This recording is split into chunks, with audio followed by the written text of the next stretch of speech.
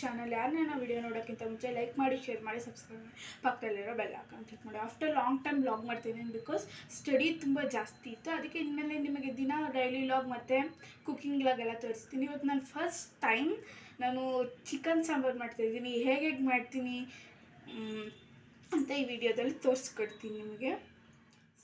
Let's go. So ಇವಾಗ chicken ಸಾಂಬಾರಿಗೆ ಏನೇನು ಬೇಕು ಸಾಮಾನು ಐಟಮ್ ಎಲ್ಲ, ತೆಂಗಿನಕಾಯಿ ನಿಮ್ಗೆ ಎಷ್ಟು ಬೇಕೋ ಅಷ್ಟು ತೆಂಗಿನಕಾಯಿ ತೊಗೊಳ್ಳಿ, ಮತ್ತು 1.5 to 2.5 ಈರುಳ್ಳಿ ತೊಗೊಳ್ಳಿ, ಮತ್ತು 3 ಟೊಮೆಟೊ ತೊಗೊಳ್ಳಿ, ಏಲಕ್ಕಿ 3 ಇಂದ 4 ಏಲಕ್ಕಿ ಹಾಕೋಬೋದು, ಮತ್ತು ಲವಂಗ 4 ಲವಂಗ ಹಾಕ್ಕೊಂಡು, ಮತ್ತು ಒಂದು 3 ಪೀಸಸ್ ಚಕ್ಕೆ, ಮತ್ತು 2 ಸ್ಪೂನ್ ಆಫ್ ಶುಂಠಿ ಬೆಳ್ಳುಳ್ಳಿ ಪೇಸ್ಟು. ಇದು ಚಿಕನ್ ಮಸಾಲ 2 ಸ್ಪೂನು, ಇದು ಅರ್ಶಿನದ ಪುಡಿ 1/2 ಸ್ಪೂನ್, ಇದು ಸಾಂಬಾರು ಪುಡಿ ನಿಮ್ಗೆ ಎಷ್ಟು ಬೇಕೋ ಅಷ್ಟು ಮಾಡ್ಕೊಳ್ಳಿ. ಮತ್ತು ನಾನಿಲ್ಲಿ ಗರಂ ಮಸಾಲ ಮತ್ತು ಧನಿಯಾ ಪೌಡರ್ ತೊಗೋತಿಲ್ಲ, ನಿಮಗೆ ಬೇಕಂದರೆ ಹಾಕ್ಕೊಳ್ಳಿ. ಸೊ ನಮ್ಮ ಹತ್ರ ಇವಾಗ ಗರಂ ಮಸಾಲ ಮತ್ತು ಧನಿಯಾ ಪೌಡ್ರ್ ಇಲ್ಲ, ಮತ್ತು ಆಯಿಲ್. ಸೊ ಚಿಕನ್ ಮೇನ್ ಇಲ್ಲಿ ಕುಕ್ಕರ್ ಕಾಯ್ತೀವಿ. ಈ ಕಡೆ ನಮ್ಮ ಅಕ್ಕ ಗೀ ರೈಸ್ ಮಾಡಿದ್ದು. ಆಯಿಲ್ ಹಾಕೋತಾ ಇದ್ದೀನಿ.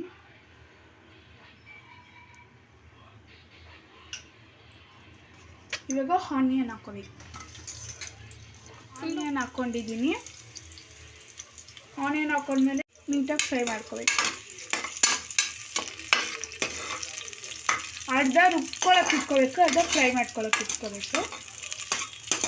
ಅದು ಬ್ರೌನ್ ಆಗೋ ತನಕ ನೀಟಾಗಿ ಫ್ರೈ ಮಾಡ್ಕೋಬೇಕು. ಶುಂಠಿ ಬೆಳ್ಳುಳ್ಳಿ ಪೇಸ್ಟ್ ಹಾಕ್ತಾಯಿದ್ದೀನಿ. ಇವಾಗ ಶುಂಠಿ ಬೆಳ್ಳುಳ್ಳಿ ಪೇಸ್ಟ್ ಹಾಕೊಂಡು ಚೆನ್ನಾಗಿ ಮಿಕ್ಸ್ ಮಾಡ್ತೀವಿ.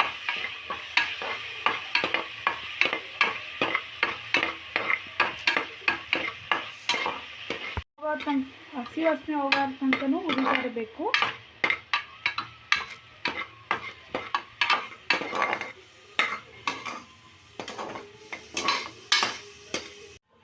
ಇವಾಗ ತೊಳೆದಿಕ್ಕಿರೋದು ಚಿಕನ್ ಹಾಕೋತಾ ಇದ್ದೀನಿ.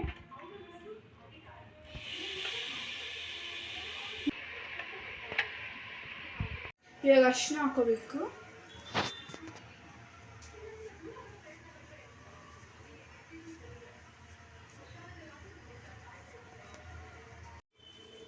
ಇವಾಗ ಅರಿಶಿನ ಹಾಕೊಂಡ್ಮೇಲೆ ನೀಟಾಗಿ ಲವಂಗ ಏಲಕ್ಕಿ ಹಾಕೊಂಡು ರುಬ್ಕೋಬೇಕು. ಈರುಳ್ಳಿ ಹಾಕೋಬೇಕು ರುಬ್ಕೊಳ್ಳೋಕ್ಕೆ. ರುಬ್ಕೊಳ್ಳೋಕ್ಕೆ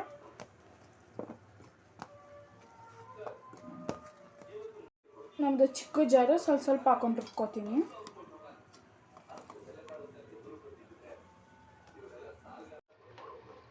ಸೊ ಇವಾಗ ತೆಂಗಿನಕಾಯಿ ಹಾಕೋತಾ ಇದ್ದೀನಿ. ಸೊ ಇವಾಗ ಮಿಕ್ಸಿಗೆ ಹಾಕ್ಕೊಂಡು ರುಬ್ಕೋಬೇಕು.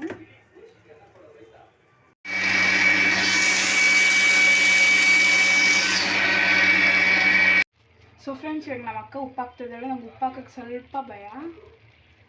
ರುಚಿಗೆ ತಕ್ಕಷ್ಟು ಉಪ್ಪು ಹಾಕೊಳ್ಳಿ, ಎಷ್ಟು ಬೇಕು ನಮಗೆಷ್ಟು. ಸೊ ಇವಾಗ ಮಿಕ್ಸ್ ಮಾಡಬೇಕು ನೀಟಾಗಿ. ಉಪ್ಪು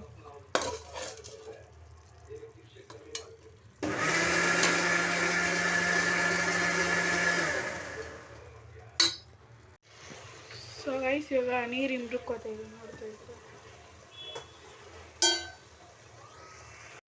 ಸೊ ಮಸಾಲ ಆಲ್ರೆಡಿ ರೆಡಿ ಆಗಿದೆ. ಸೊ ಇವಾಗ ಹಾಕ್ಬೇಕಷ್ಟೆ. ಸೊ ಇವಾಗ ಮಸಾಲ ಹಾಕೋತಾ ಇದ್ದೀವಿ.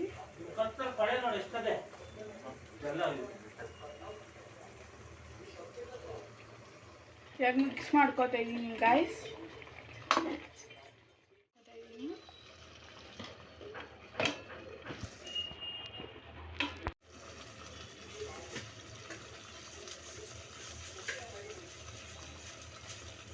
ನಾನಿಲ್ಲಿ ಮಸಾಲ ರುಬ್ಬಿರೋದು ಮತ್ತು ಚಿಕನ್ ಮಸಾಲ ಮತ್ತು ಸಾಂಬಾರು ಪೌಡ್ರ್ ಹಾಕ್ಕೊಂಡು ಮಿಕ್ಸ್ ಮಾಡ್ಕೊಂಡು ಹಸಿ ವಾಸನೆ ಹೋಗೋ ತನಕ ನೀಟಾಗಿ ಫ್ರೈ ಮಾಡ್ಕೋಬೇಕು.